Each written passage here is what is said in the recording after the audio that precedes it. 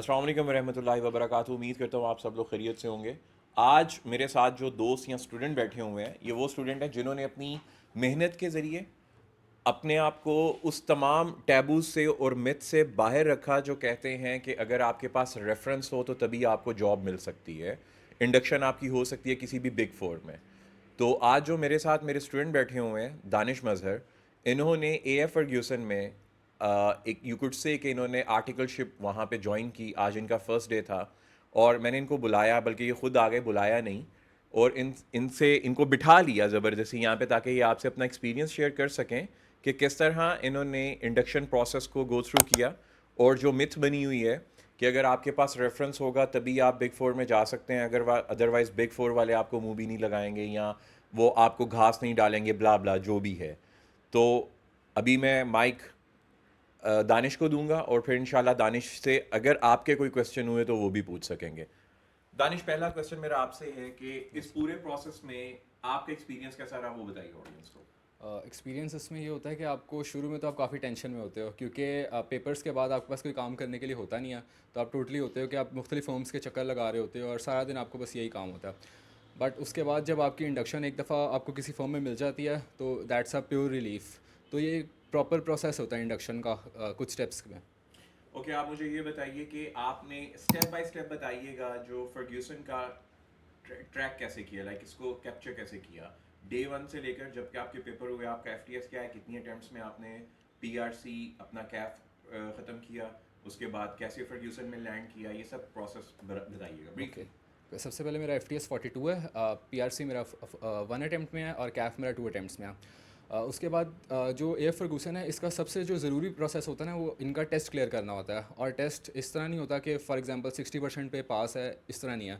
For example 600 students ने apply किया, उन्होंने उस पर क्राइटेरिया लगाया, कुछ एफ टी एस का क्राइटेरिया, कुछ मार्क्स का क्राइटेरिया, मैट्रिक इंटर के अप्रॉक्सीमेटली 80% जिसके हों।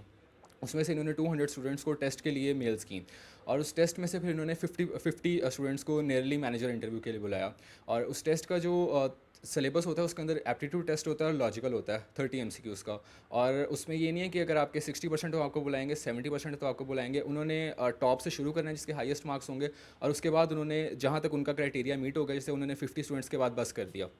अब वो इनका कॉन्फिडेंशियलिटी है कि उन्होंने जिसके 30 में से 25 मार्क्स हैं उन वहाँ वहाँ तक गए हैं, 24 तक गए हैं, ये नहीं पता। आपको उसमें मैक्सिमम स्कोर करना होता है जितना आप बेस्ट अपना दे सकते हो। उसके बाद सेकंड स्टेप होता है मैनेजर इंटरव्यू का। उसके अंदर बाकी फॉर्म्स में होता है एक एचआर और मैनेजर का कलेक्टिव इंटरव्यू होता है। बट एएफएफ ने इस दफ़ा किया, उन्होंने डायरेक्टर और मैनेजर्स के इंटरव्यू किए हैं, मतलब एचआर को उन्होंने बीच में से स्किप कर दिया। तो सबसे फर्स्ट वो इंटरव्यू था। और उस इंटरव्यू में भी जब आप जाते हो तो आपके साथ ओ लेवल्स के स्टूडेंट्स होते हैं, लम्स के स्टूडेंट होते हैं। तो आपको अपना एक कॉन्फिडेंस अपना बना के रखना पड़ता है।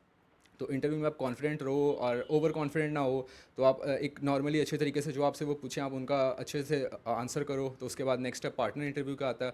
और पार्टनर इंटरव्यू में भी 2 पार्टनर्स होते हैं और वो भी आपसे बेसिक चीज़ें पूछ रहे होते हैं। तो मोस्टली एएफएफ आपसे कैफ सिलेबस के बारे में कुछ नहीं पूछता, वो बस आपकी पर्सनैलिटी के बारे में देखते हैं कि आपने जो सीवी में लिखा हुआ है आप उसे ओन कर रहे हो या नहीं ओन कर रहे। अच्छा, ये तो आज रैंडमली आए और मैंने पकड़ के इनको बिठा लिया। अब मैं चाहूँगा कि बिल्कुल आप ऑनेस्टली बताइएगा, जब आप पीपी की क्लास में आए थे आपको क्या लग रहा था कि आप इतना अपने आप को क्रिटिकली इवैल्यूएट उन लोगों के सामने कर पाएंगे जो लम्स के हैं, जो ओ लेवल्स ए लेवल्स के बैकग्राउंड से आ रहे हैं? क्योंकि मेरा इस क्लास में जो पॉइंट ऑफ डिस्कशन या point of you could say कि जिसके ऊपर मैं ज़्यादा जोर देता हूँ वो यही होता है कि आपका कंपटीशन किन लोगों के साथ है। और ये वो बच्चा उसकी एक एग्जाम्पल है कि इसने लम्स क्वालिफाइड ग्रेजुएट्स और ओ ए लेवल के बैकग्राउंड के स्टूडेंट के दरमियान आउटशाइन किया और उनको ओवर पावर करते हुए अपनी सीट रिजर्व की वहाँ पे। आप मुझे अपना वो एक्सपीरियंस बताइएगा जो पीपी की क्लास में आके आप मुझसे ये पूछते थे कि सर आप यहाँ पे इतने मुश्किल क्वेश्चन पूछते हैं, बेड़ा गर्क कर देते हैं पकड़ के मेरा, मैं वहाँ पे क्या परफॉर्म कर पाऊंगा? एग्जैक्टली जो सर ने बिल्कुल सही बात की है। जो मैनेजर्स और पार्टनर्स होते हैं ना, मैंने पहले बताया कि वो कैफ से रिलेटेड आपसे कुछ नहीं पूछते। वो आपका देखते हैं कि आप प्रेशर हैंडलिंग कैसे करते हो। जब मैंने मैनेजर इंटरव्यू दे के निकला, मुझे पूरी रात नींद नहीं आई। मुझे उन्होंने कमेंट ये दिया कि आप बहुत ज़्यादा तेज़ बोलते हो। सर मज़र ने भी 2-3 दफ़ा ये चीज़ आइडेंटिफाई की। और उसके बाद मतलब उन्होंने क्वेश्चन से क्वेश्चन, मतलब काउंटर क्वेश्चन वो मेरे से कर रहे थे। मेरा एक आंसर ख़त्म होने से पहले वो सेकंड क्वेश्चन कर लेते थे। तो आपको वो प्रेशर हैंडलिंग के अंदर डालते हैं। और सेकेंडली और आपने पूछा बेटा, सर। प्रेशर हैंडलिंग अब इनको ये ऑडियंस को, इन स्टूडेंट्स को बताओ कि जब मैं यहाँ पे आर्ग्यूमेंटेटिव एनालिसिस कर रहा होता यस हूँ सर। और स्टूडेंट खफा होते हैं कि सर आप हमें ग्रिल कर रहे हैं, तो सेम चीज जब प्रैक्टिकल लाइफ में करने को मिलती है, he is an example in front of you people कि जिसने उस काउंटर को वहां पे फेस किया और वहां से ये यू कुड से एक सक्सेसफुली अपने आप को वहां से मनवा के निकल सका कि कितनी इंपॉर्टेंट चीज होती है जब मैं आपसे आर्ग्यूमेंट करता हूँ और मैं ओवर पावर करने की आप लोगों को कोशिश करता हूँ और कई स्टूडेंट्स मेरी क्लास छोड़ के चले जाते हैं कि ये बंदा ग्रिल कर रहा है। Yes sir.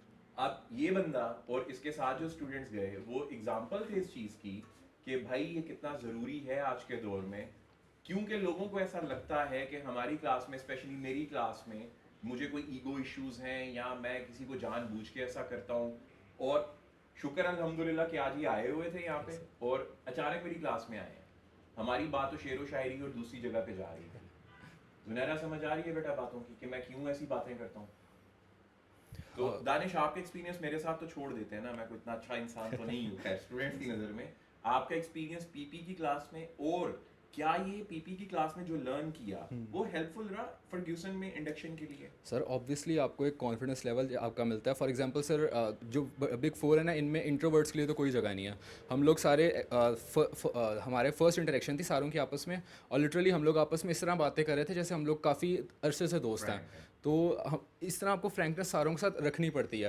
अब देखें फॉर एग्जांपल, जब मैं जाके बैठा तो मेरे साथ एक ब्रदर की सीवी पड़ी हुई थी। मैंने उनसे रिक्वेस्ट की कि मैं देख सकता हूँ। अब वो ओ लेवल्स बैकग्राउंड के थे और उन्होंने कोई 7 से 8 कोर्सेज़ किए हुए थे। और उसके अलावा मेरी एक और से बात हुई, वो लम्स के थे। तो आप 2 मिनट के लिए तो आप परेशान हो जाते हो कि यार जो बातें मैंने पीपी में सुनी थी, अब ये सारा कुछ रियलिटी में मेरे साथ हो रहा है। तो उस टाइम आपको अपने आप को इकट्ठा करना पड़ता है और उस चीज़ को कवर अप करके अपना कॉन्फिडेंस को गेन करना है और उसके बाद इंटरव्यू में अपना बेस्ट देना जाके। तो सोच के देखो, अगर वहां पे ऐसे स्टूडेंट बैठे हैं जो माशाल्लाह एक बड़े वेल सेटल्ड बैकग्राउंड से आ रहे हैं, वेल एजुकेटेड बैकग्राउंड से आ रहे हैं, उनके पेरेंट्स वेल नर्चर्ड हैं, वेल ग्रूम्ड हैं, जिसकी वजह से उनके बॉयज़ और गर्ल्स वेल ग्रूम्ड हैं, और मेरे साथ एक स्टूडेंट बैठा हुआ है, मैं अपने आप को दानिश के फुटस्टेप्स पे रखता हूँ, और वो स्टूडेंट ने OA लेवल्स किया हुआ है अच्छे ग्रेड्स के साथ, पैक से या किसी और प्रेस्टिजियस इंस्टीट्यूट से उन्होंने कैफ किया हुआ है और वेल ग्रूम्ड है, उनकी इंग्लिश कम्युनिकेशन बहुत अच्छी है, वो अपनी कॉन्वर्सेशन बड़े अच्छे स्टाइल में होल्ड कर रहे हैं। क्या मैं उनकी सीवी देख के इंफिनिटी कॉम्प्लेक्स का शिकार नहीं होऊंगा? आपको ये फेस करने को मिला कि आपको इंफिनिटी यस सर। कॉम्प्लेक्स का शिकार हुए? सर मैं वही आपको बता रहा था, मैं 2 मिनट के लिए बिल्कुल ब्लैंक हो गया था कि मेरे साथ मेरा बनेगा के अंदर जाके।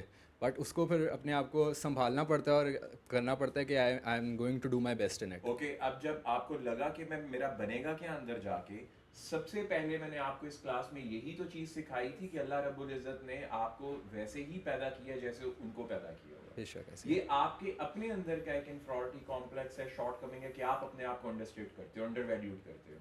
अगर मैं इनकी जगह पे बैठा होता तो मैं चिल मूड में बैठा होता, मैं किसी इंफिनिटी कॉम्प्लेक्स में नहीं जाता, बेशक वो हार्वर्ड से पढ़ के आया या ऑक्सफोर्ड से पढ़ के आया, मुझे पता है मैं किस कैलिबर का हूँ। अगर इस क्लास में मैंने आप लोगों के साथ अपना 100% दिया है तो फिर किसी भी स्टूडेंट के साथ आप डिबेट कर सकते हो। ऐसे ही। उस दिन मैंने मोइस को 2.5 घंटे ग्रिल किया, 2 hours and 30 minutes।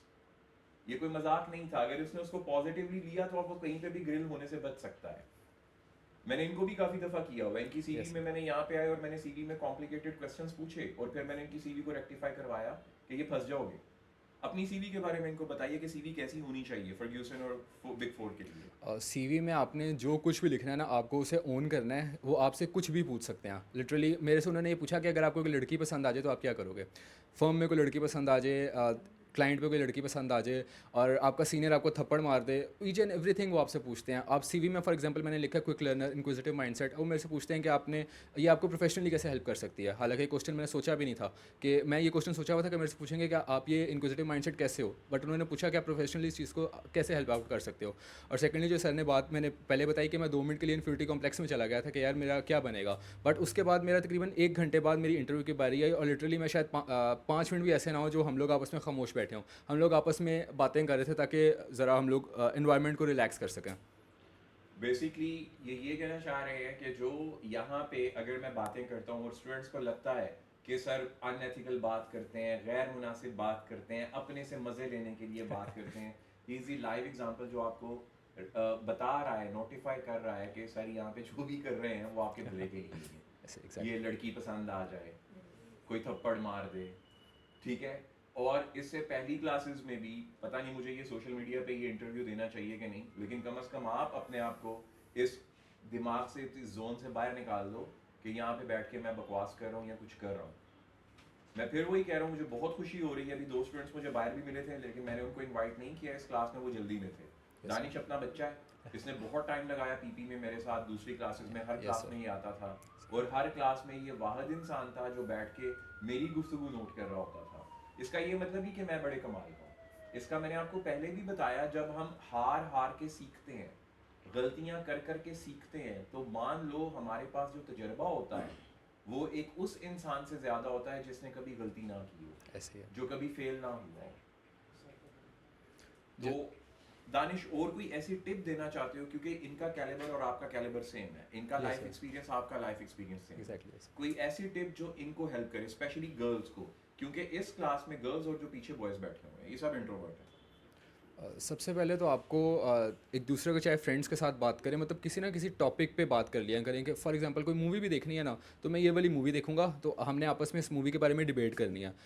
दूसरी वाली बॉलीवुड मूवीज़ नहीं, जो हॉलीवुड किसी बायोग्राफी टाइप होती हैं, कोई डॉक्यूमेंट्री होती है, उस टाइप पे डिबेट करना शुरू करें। और उसके बाद अपनी थोड़ी कोशिश करें कि रैंडम क्वेश्चंस किए, क्योंकि इंटरव्यू की मैक्सिमम कोशिश ये होती है कि वो आपको प्रेशर हैंडलिंग में डाले और आपके थॉट प्रोसेस चेक करना चाहे। इवन जो AFF इस्लामाबाद वाले हैं, उनका जब हम लोग फीडबैक देखते हैं ना, तो वो आपसे न्यूमेरिकल भी पूछ लेते हैं कि व्हाट इज़ 900 डिवाइडेड बाय 7, कि बस आपका थॉट प्रोसेस देखना चाहें। तो बस अपना थॉट प्रोसेस जितना फास्ट और जितना फैब्रिकेट कर सकते हैं ना, उतना करें।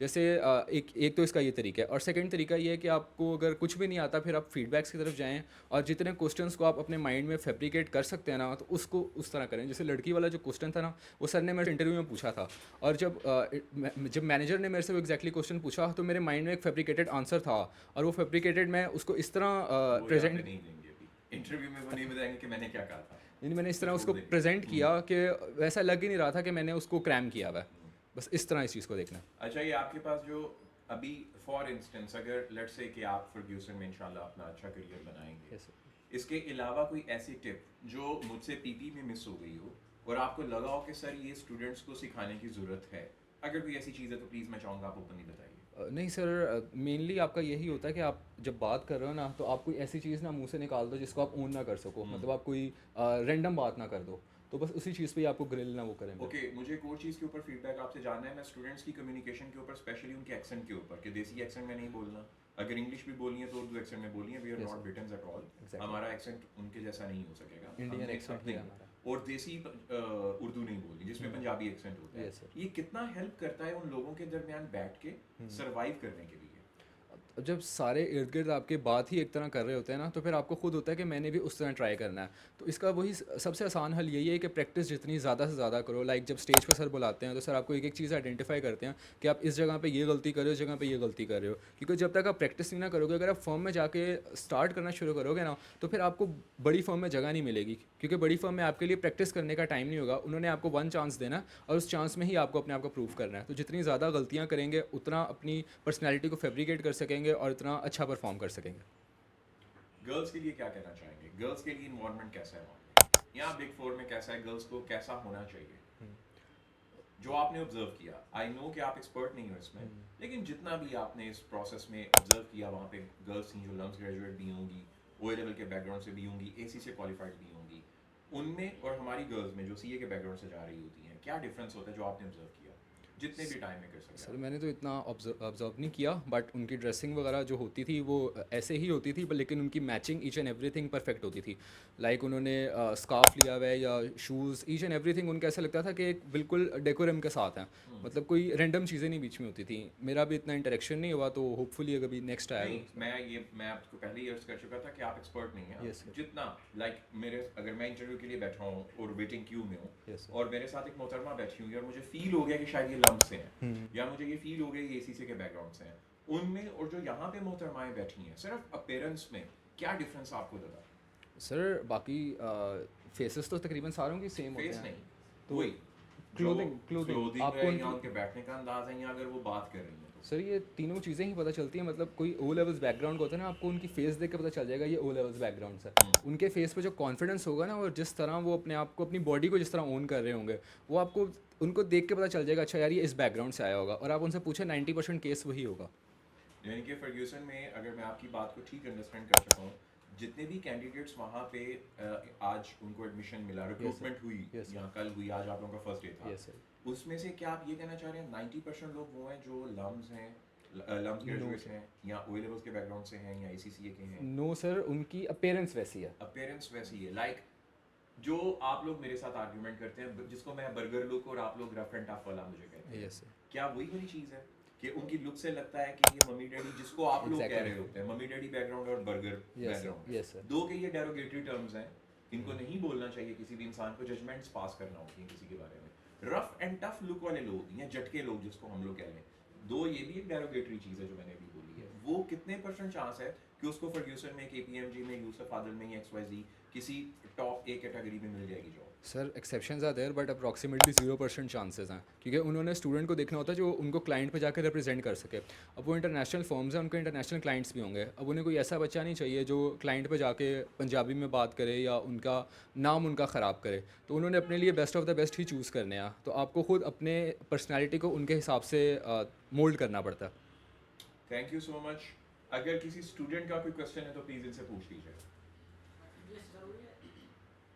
नो बुज़दार साहब पूछ रहे हैं कि इंग्लिश बोलना ज़रूरी है या उर्दू प्रॉपर लहजे में बोली जाए काफ़ी है? उर्दू प्रॉपर लहजे में बोले जाए काफ़ी है। इवन मेरे मैनेजर पार्टनर सारे इंटरव्यूज़ उर्दू में ही उन्होंने लिए हैं। इस तरह होता है कि जब हम सेंटेंस बोल रहे होते हैं ना, तो हम बीच में एक दो वर्ड्स इंग्लिश के बीच में ऐड कर देते हैं ताकि सेंटेंस की प्रॉपर रिदम बन जाए। उसके अलावा उर्दू में ही चल रहा होता है, यस प्लीज़। लेकिन प्रॉपर उर्दू नहीं चाहिए। टेस्ट कहाँ से प्रिपेयर किया था? आप जब कैफ क्लियर करते हैं उसके बाद आपको टेस्ट के फीडबैक्स मिल जाते हैं कि सर सबूर अहमद के ग्रुप काफ़ी उसमें मशहूर हैं इस चीज़ में, तो उन्होंने प्रॉपर कंपाइल किए हुए हैं किस फॉर्म का किस क्राइटेरिया से टेस्ट आता है, तो वो आपको काफ़ी हेल्पफुल हो मैं जाता है। आपको इसमें एक और भी लूपहोल बता दूंगा टेस्ट प्रिपेयर कैसे करना है। डोंट वरी अबाउट दैट, कि इसको कैसे क्रैक कर सकते हैं हम टेस्टिंग को एडवांस जोन में। यस। अगर कोई क्वेश्चन का आंसर हमसे गलत हो जाए या हमें लगे कि कुछ गलत हो गया है, तो उसको किस तरह ओवरकम करना चाहिए, लाइक इंटरव्यू के दौरान ही? मतलब एक तो मैंने बताया ना कि हमने पहले प्रैक्टिस इतनी करनी है कि हमारे थॉट प्रोसेस इतना तेज़ हो कि हम लोग हमारे माउथ से कोई ऐसी चीज़ निकले ना जो हम ओन ना कर सकें। अगर ऐसा कुछ निकल गया तो sir I am sorry, I would look up on it, I can't remember it now. Okay. Sir FTS कितना मैटर करता है? यार FTS बिग 4 में लाइक मेरा सीनियर है, उसका FTS 40 है और ही इज़ विद मी, उसका भी साथ ही इंडक्शन हुई है। तो क्या आप सिफारिश थी उसके पास? नहीं सर, बगैर सिफारिश के ठीक है। उसने अपनी पर्सनालिटी को इतना ग्रूम किया, क्योंकि FTS आपको एक पॉइंट ऑफ व्यू देता है। लाइक मेरे इंटरव्यूज़ में उन्होंने मेरे से FTS के बारे में पूछा कि आपने इस तरह कैसे कर लिया, उसको अपने इंटरव्यू को खुद तैयार करना पड़ा। इवन अगर मेरा फॉर एग्जांपल इंटरव्यू 5 मिनट्स का गया ना, उसका 7 to 8 मिनट्स का गया। क्यों? क्योंकि उसने अपने इंटरव्यूअर को अपने साथ इतना एंगेज कर लिया कि उसको रिजेक्ट करने का दिल ही नहीं किया। उसने आपको जितना आपका बैक जाते जाओगे ना, उतना आपको अपने आप को मज़ीद ग्रूम करना पड़ेगा। लेकिन ऑब्वियसली FTS बिग 4 में आपको क्राइटेरिया में लाने के लिए कंपलसरी है। लाइक अगर उन्होंने FTS कहा ही 40 का, जैसे यूसुफ आदिल ने 41 और 42 सिर्फ FTS कहा है, अब उस क्राइटेरिया में लाने के लिए आपको FTS ज़रूरी है। उसके बाद अब जब आप मैनेजर टेबल पे पहुंच गए ना इंटरव्यू के लिए, उसके बाद आपकी स्किल्स हैं और आप इंटरव्यूअर है। Thank you so much. Thank you so much. Thank you.